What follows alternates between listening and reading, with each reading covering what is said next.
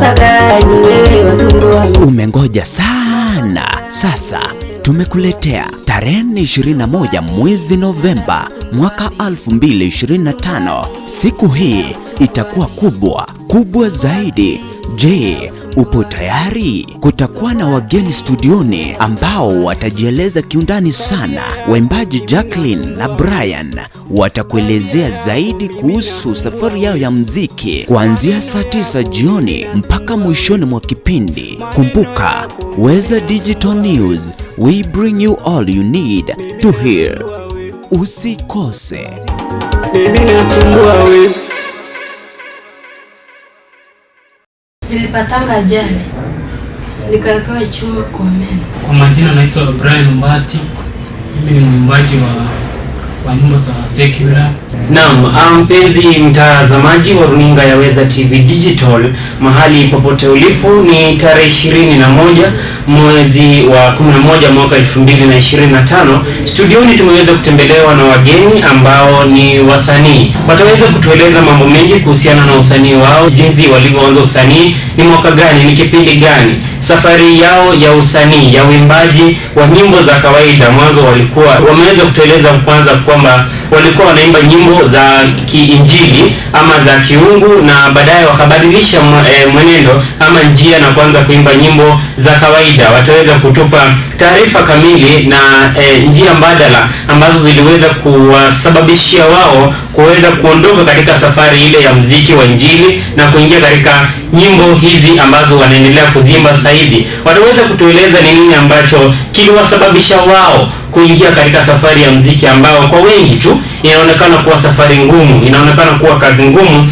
kwa uimbaji. Tuweza kuzungumzia mambo mengi tu kuhusiana na safari yao ya muziki ndani ya Weza TV. Endelea kufuatilia kipindi hiki ili uweze kujua, kama wewe ni kijana, kama wewe ni mzazi, uweze kujua ni namna gani ambapo utaweza kuelimika kutokana na kipindi hiki ambacho kinaenda kuingia hewani. Wataweza kutueleza katika familia yao ni nini ambacho kiliwatia morali wakaweza kuanza nyimbo ambazo wanaimba sasa hivi. Kwa majina naitwa Brian Mbati.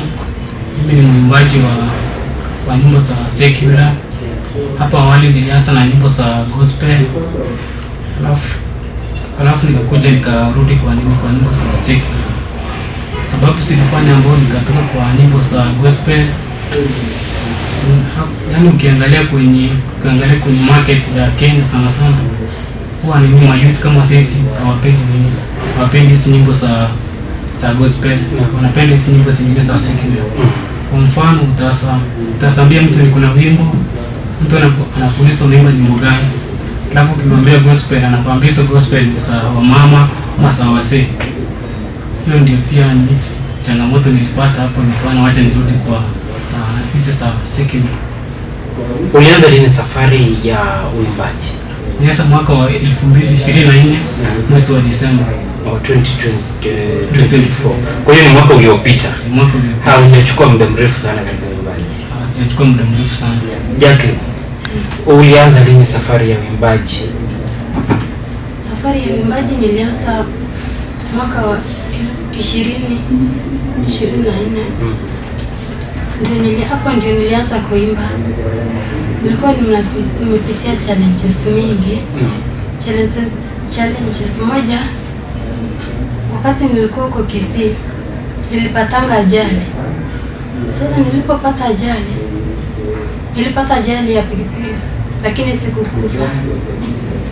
Meno yangu ilienda break, nikawekewa chuma kwa meno. Sasa nikapona. Hizo chuma zikatolewa. Sasa hii niko sawa. Namshukuru Mungu wangu maana sikukufa. Hapo ndio nilijua Mungu wangu ananipenda. Nilianza hapo kuimba sasa. Kaanza kumtukuza maana amenitendea maajabu. Kwa hiyo safari yako ya muziki ilianza wakati ambapo umeshapata ajali, ulipokuwa hospitali. Kwa hiyo kabla hapo hapo unaimba? Nilikuwa namtukuza Mungu wangu. Kanisani tu?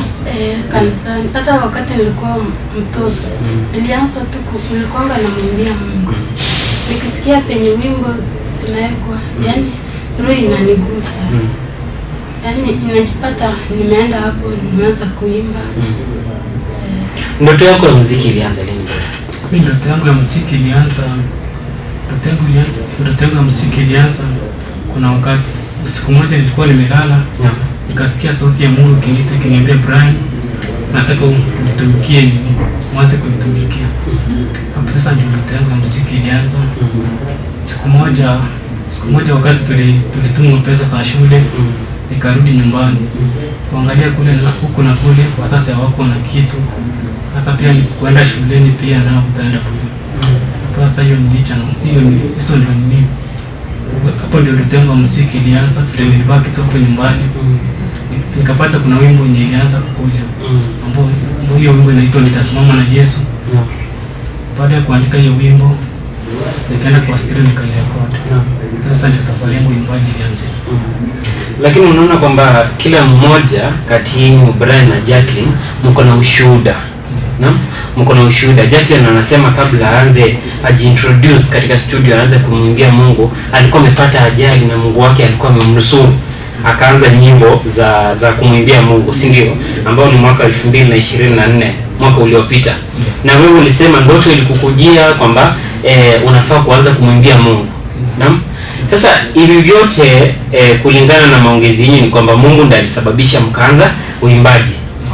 Na ni nini ilifanya ukaondoka? Uliondoka lini katika uimbaji wa Injili? Niliondoka tu mwezi uliopita ndio niliondoka kwa uimbaji wa Injili. Mwezi wa 10. Mwezi wa 10. Naam. Na kilichosababisha nini? Kitu kilichosababisha vile nilirekodi wimbo Nitasimama na Yesu. Nilichukua kwa kanisa fulani. Naam. Sasa vile nilifikisha hiyo pastor kaniambia kuja weekend ijayo. Sasa vile nilienda hiyo weekend ijayo kwa kanisa. Sasa mimi nilikuwa natarajia nitaenda kuimbia watu hapo kwa kanisa.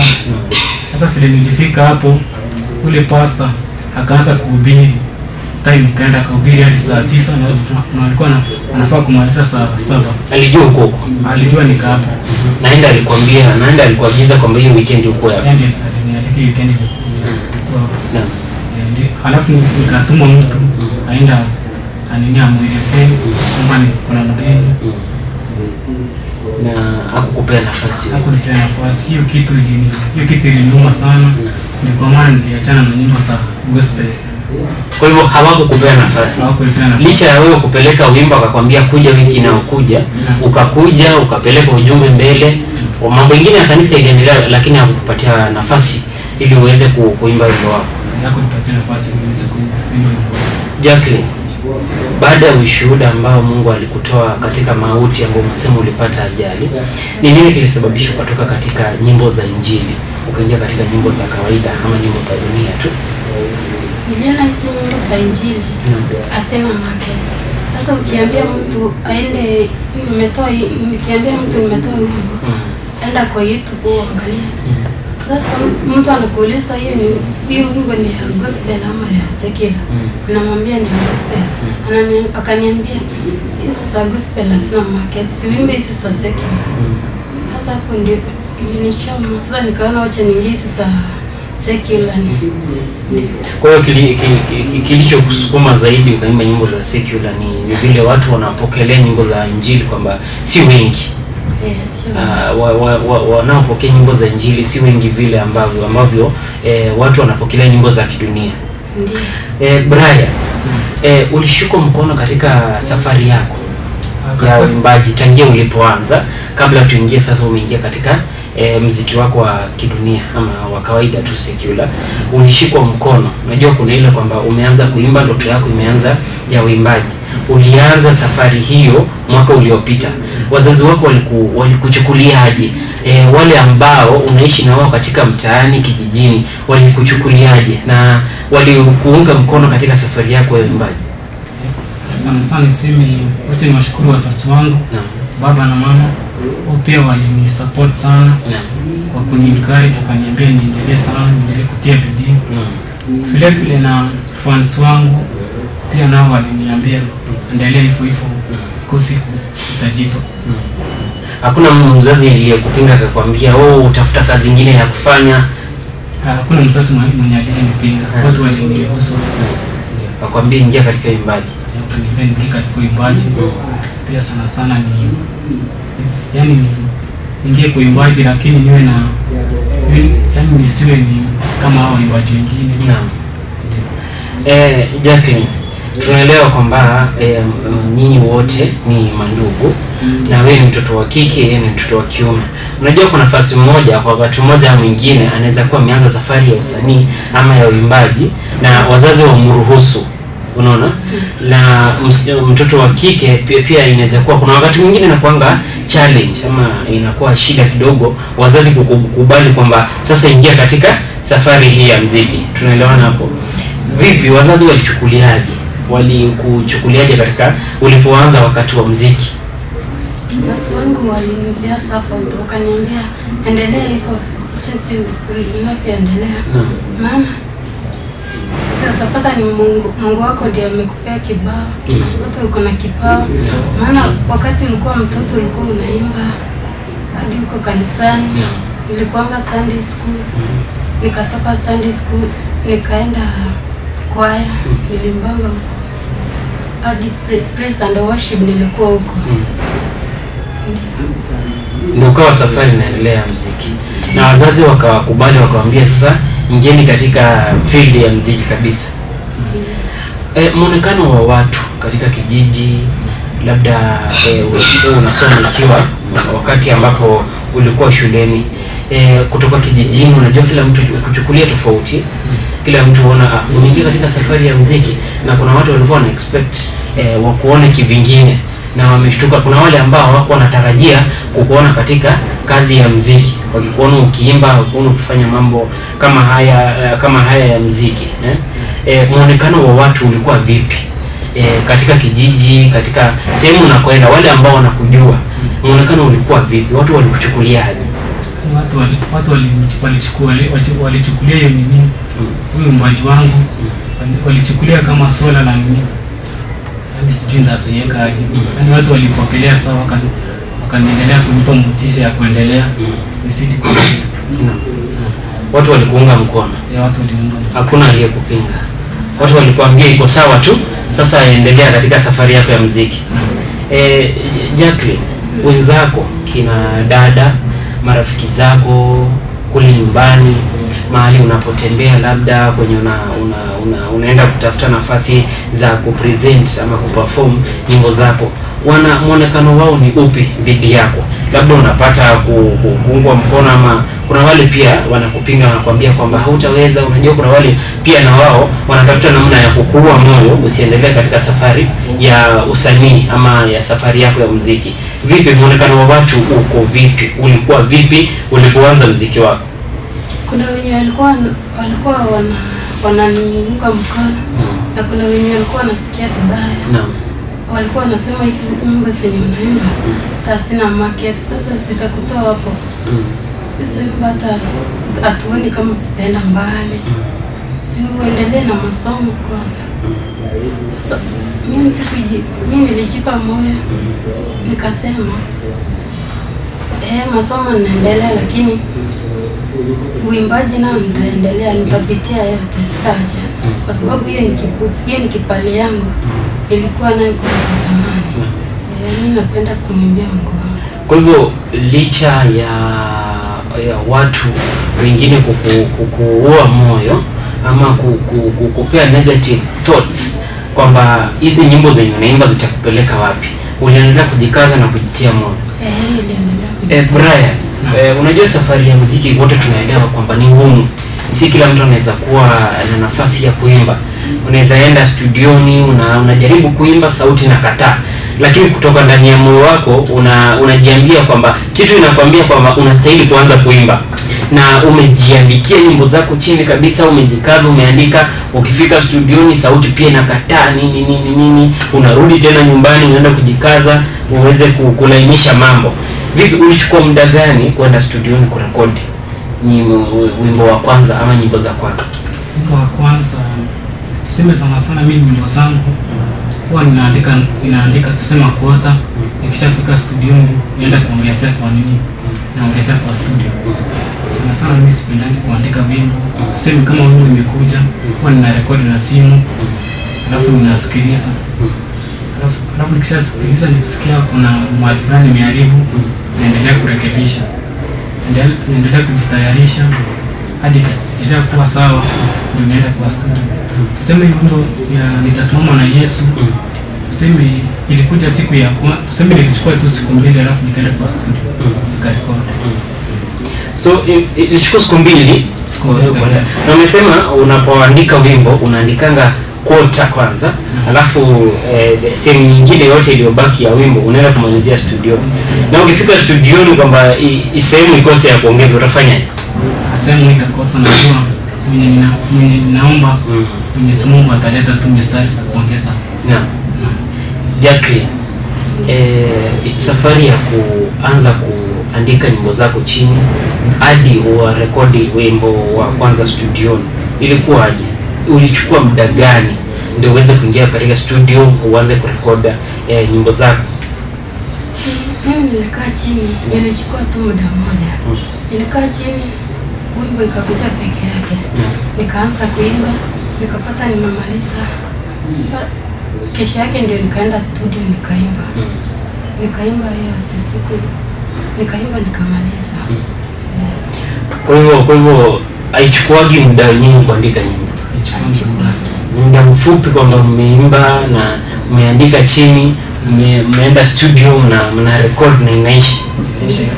Na mkishamaliza kurekodi, sasa ndio tunakuja kujipanga, kuweka kwa TikTok, YouTube na hizo mitandao zingine.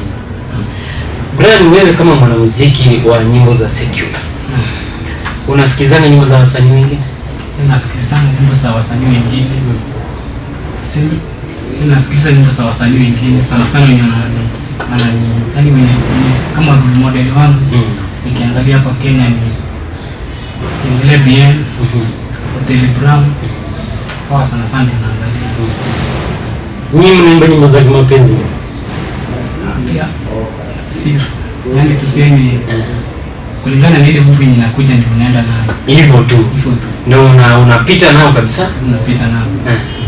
So hii safari yote ya muziki kuanzia uanze secular, tuseme ulianza last month, umetoa nyimbo ngapi? Ya secular tumetoa tu nyimbo moja na sister. Wimbo moja. Na uko hiyo wimbo iko sawa, umerecord katika studio? Ya tumesharecord katika studio na pia iko kwa mitandao ya YouTube. Ukienda tuko kwa YouTube Jacqueline Brown. Jacqueline, hii safari ya muziki tangia mwanzo ya Injili ama baada ya Injili mkaingia muziki wa secular, unasikiza wasanii wengine wa secular, na ni msanii mgani ambaye anakuinspire, anakupa ile morali ya nafaa kuimba nyimbo? Unajua pia unafaa kusikiza wengine ili ujielimishe namna ya kuendelea katika safari ya muziki. Unasikizanga msanii mgani? Msanii kama Diamond, Suchi, na wasanii wengine wakina Sparo, na wengine wakina Saru. Ndio napendanga kusikia sana.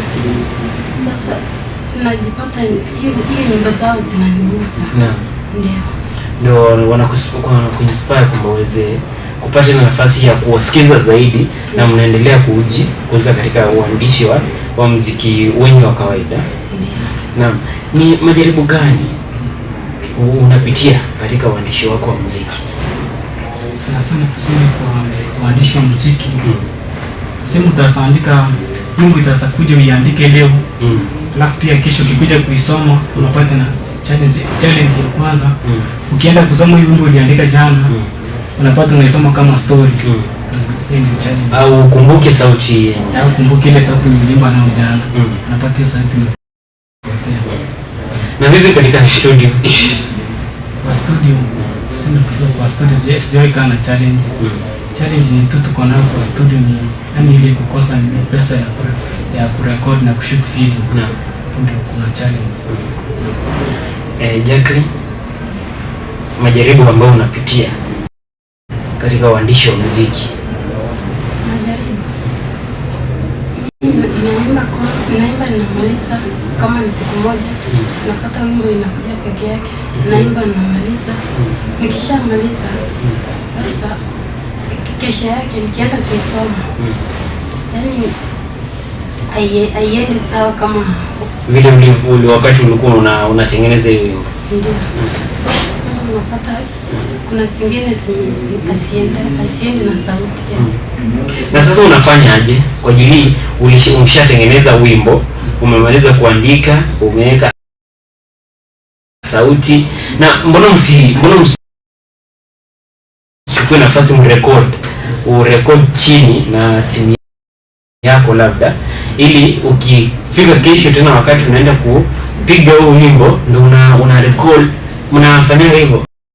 Siku tuna record na simu. Yaani tunaandika alafu tuna record pia na simu. Ili kesho kuja kusoma unasikiliza ile sauti niliyoimba na jana. Na kuna vile mnaweza kuwa unaimba wakati wa kuandika leo, unaandika wimbo wote, unaimba unamaliza, ukifika kesho wakati unaenda kuimba ule wimbo, unapata kwamba tena maneno mengine inaanza kujitokeza. Unaona ni kama yale ya jana kidogo ni kama yafai kuwa hapo, unaanza kufix tena maneno mengine. Ukipata maneno kikuja pia unaanza kufix maneno. Kweli ni kibarua, na hii ni talanta tu. Na utangia uanze kuimba, ni umepata faida yote? Tangu nianze kuimba sijapata faida yoyote, lakini nina matumaini kuwa nikiendelea kusonga mbele nitapata mafanikio. Una imani kwamba hiyo yote yenye unafanya sasa hivi labda huko mbele inaweza kujitokeza tu vizuri? Umepata faida yote katika uimbaji huu? Bado sijapata. Lakini ninatumaini Mungu siku moja hata nitafanikiwa. Ni ndoto gani ambayo uko nao usoni katika muziki huu wenyu? Inaweza fika huko mbele tena muone kwamba secular ifanye vizuri tena mbadilishe mwingie injili, ama mko na maana lazima muweke goals kwamba let us just work on this kind of songs to focus kwa hizi nyimbo, na mnaitwa show labda huko mbele. Mko na ndoto gani katika uimbaji? Labda wewe especially tuongelee sana sana. Mimi kuna ndoto ya kuwa msanii tajiri namba 1 Kenya. Na kwa wale wasanii wenyewe, yani tuseme wakiongelea kwa wasanii Kenya, jina langu lile likitajwa hapo. Niko na ndoto ya kupeleka muziki wa Kenya mbali, na si Kenya peke yake, pia international. Ndoto yako ni gani? Ndoto yangu hata mimi natarajia kuwa mwimbaji mkubwa. Hata mimi nifurahie. Nimtumikie Mungu wangu. Maana hiyo ni kama kibali Mungu wangu alinipatia. Ndio. Na mmejaribu kuna wale wasanii ambao umetaja mwanzo kwamba wanakuinspire zaidi, wanakupea moyo wa wewe kukuwa na imani katika muziki wa secular. Umejaribu kutafuta msanii yeyote, labda si lazima uwe umefikia Biena ama whatever, umejaribu kutafuta msanii yeyote ambaye ni wa nyimbo za kawaida tu za secular, ili muweze labda mtafute collabo ama muweze kutengeneza nyimbo pamoja? Umeweza kujikakamua kutafuta msanii? Yaani nimejikakamua kutafuta msanii, lakini kwa wasanii nimetafuta, yaani pia wanakuomba pesa mingi. Hizo pesa ni wanaomba mimi sina. Ndio changamoto nao.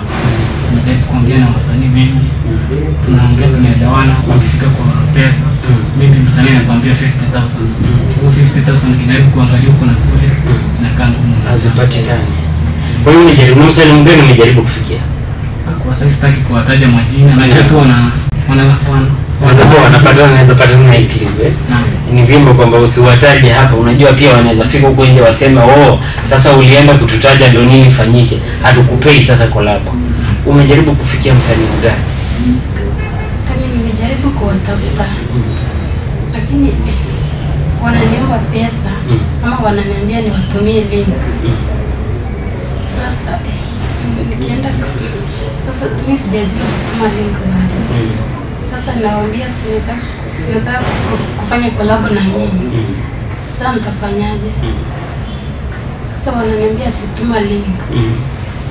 Nawaambia ndio ninaanza, sijajua mambo yale.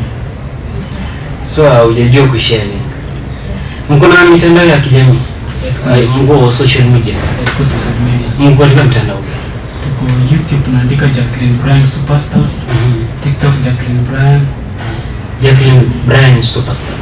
Superstars hapo ni YouTube. Alafu ukienda TikTok Jacqueline Brian. Ukienda Facebook Jacqueline Brian. Na pia Instagram. Instagram pia tuko na account mbili, kuna Brian Mbati na kuna Jacqueline Brian ambayo tumefungua juzi. Hiyo ndio mitandao ya kijamii ambayo mnatumia? Hiyo ndio tunatumia kwa sasa. Na mmeweka nyimbo ngapi mmeweka tangia mwanzo? Hiyo tuanze tuseme kama YouTube tumeweka nyimbo 4. Nyimbo 4. Mbili ndio kuna video na mbili ni audio. Ukijaribu kukombea, mmetoa wimbo wa secular mmoja. Na nyimbo za injili mlitoa ngapi? Nyimbo za injili tumetoa 3.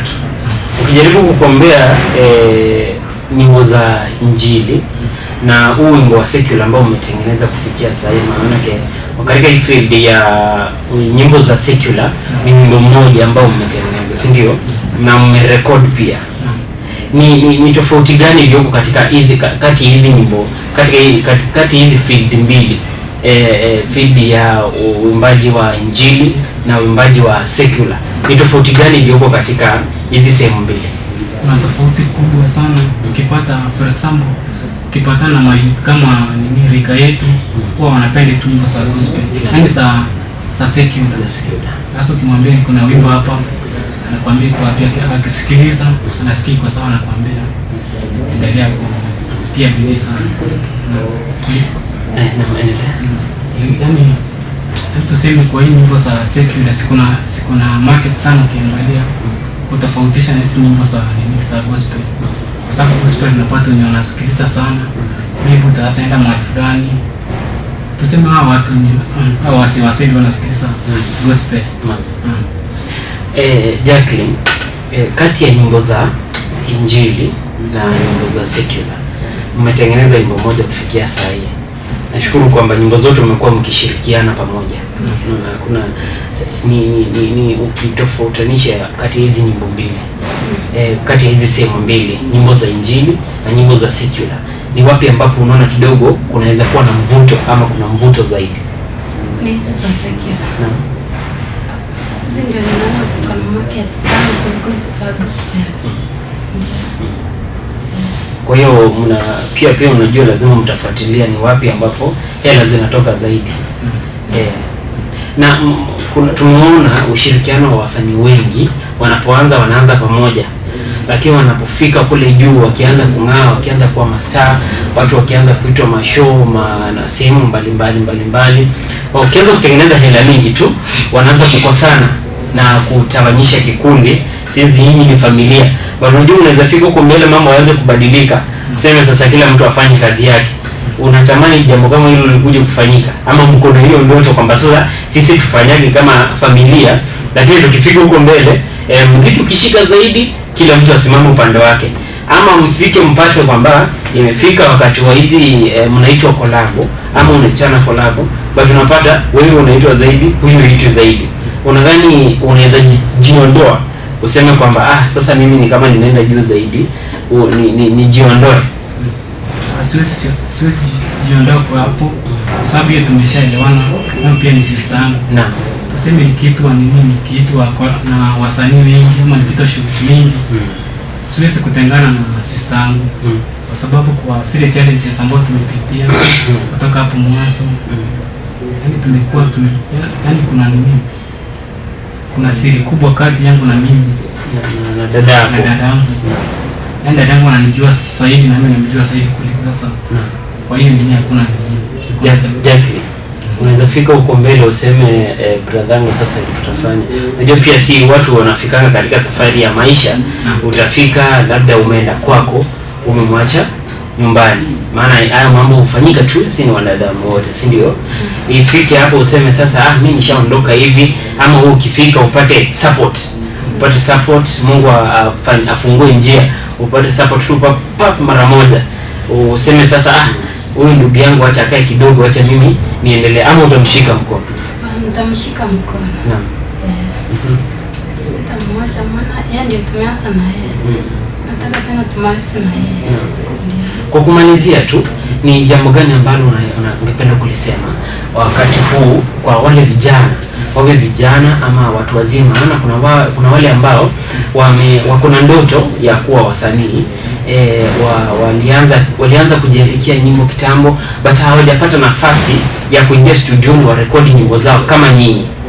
Unajua nyinyi msharekodi nyimbo, umeweka katika mitandao ya kijamii, lakini kuna yule ambaye anatutazama na yuko kule nyumbani, lakini hana nafasi ya kuingia studio, ama anakatazwa, ama iko kutoka nyumbani, watu wote wako na negative thoughts against that person.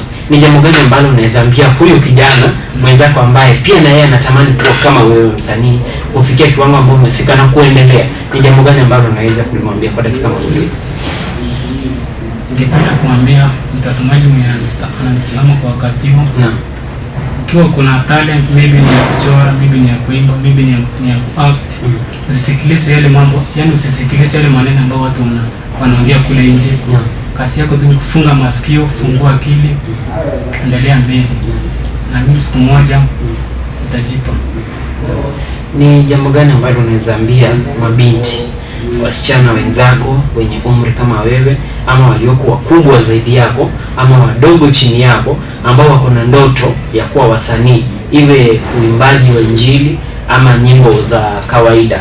Ni jambo gani ambalo unaweza kuambia wakiwa kule nyumbani, ili waweze kufika mahali umefika? Kwa sababu ndoto yako hautamani ife bure, unaona. Ni jambo gani ambalo unaweza kuambia wenzako wale ambao wako nyumbani? Nitawaambia mimi, nawaambia wajitume, maana hii safari ya uimbaji sio rahisi, ni kujitia moyo tu. Kuna matokeo. Tunapenda kuchukua muda huu kuwashukuru tu kwa sababu ya kuchukua muda wenu kuja katika studio zetu za Weza TV, tuweze kuhojiana moja kwa moja, tuweze kusaidiana mafikra, ni vipi ambavyo talanta zenyu zinaweza kuenda mbele, kwa sababu kila mtu ako na maono makubwa mbeleni, na tunawaombea Mungu kwamba aweze kuwa pamoja nanyi, muweze kuendeleza safari hii ya muziki hadi kule mbeleni. Tutakapoona mmefanikiwa, pia nyinyi mtarudi muweze kutuambia yale yote ambayo tulikuwa tumepangilia katika safari ya muziki imeweza kujiba vile umesema, milango imefunguka na yote itakuwa sawa. Mkirudi Migori mtasalimia watu wa Migori kwa niaba yetu. Ni Homa Bay. Ni Homa Bay, but mna rekodi nyimbo zenyu Kisii. Tulianza na studio huko ni Sindo. Alafu pia tukaamua hii asili acha tubadilishe tukuje Kisii. Chambadilisha mkuje Kisii. Shikilieni hapo na tunajua kwamba kila kitu kitakuwa sawa. Asante, karibuni. Naam, mpenzi mtazamaji wa runinga ya Weza, tunapenda kuwashukuru wote waliofanikisha kukitazama kipindi hiki cha talanta kwa vijana. Ni vyema kwamba tunaweza kuwashika vijana wenzetu. Tumeweza kusikia kwamba wameweza kutaja mitandao ya kijamii ambapo wanaposti nyimbo zao. Walikuwa katika nyimbo za injili, lakini sasa wanajiendeleza kufikia sasa wametoa wimbo moja wa secular ambao wametoa tangia mwezi jana. Tunaweza kuwashika mkono wale ambapo ni Franklin. Utaweza kutaja tena mtandao wako mtandao ya kijamii ili watazamaji wa Weza TV waweze kufuatilia? Naam, kwenye mtandao wa YouTube unatupata kama Jacqueline Brian Superstars. Alafu kienda TikTok Jacqueline Brian, kienda Facebook pia tuko na account mbili, kuna Brian Mbati na kuna Jacqueline Brian, na Instagram Jacqueline Brian na Brian Mbati. Nitashukuru sana, mshare, mcomment, msubscribe. Tutasidi kuwaletea nyimbo mingi. Na kuna nyimbo mingi ambazo zinaenda kukuja. Ukitupea support sana, tutasidi kuwaburudisha. Naam, mpenzi mtazamaji wa Weza, licha ya hayo yote kufanyika, nisingependa kuwa na budi kukitamatisha kipindi hiki kwa kilichoko hewani. Utakapokuwa ukitufuatilia katika mitandao ya kijamii ndani ya Weza TV Digital. Jina langu ni Duke Makori. Umengoja sana. Sasa tumekuletea tarehe 21 mwezi Novemba mwaka 2025. Siku hii itakuwa kubwa zaidi. Je, upo tayari? Kutakuwa na wageni studioni ambao watajieleza kiundani sana. Waimbaji Jacqueline na Brian watakuelezea zaidi kuhusu safari yao ya muziki kuanzia saa 9 jioni mpaka mwishoni mwa kipindi. Kumbuka, Weza Digital News, we bring you all you need to hear. Usikose. Mimi nasumbua wewe.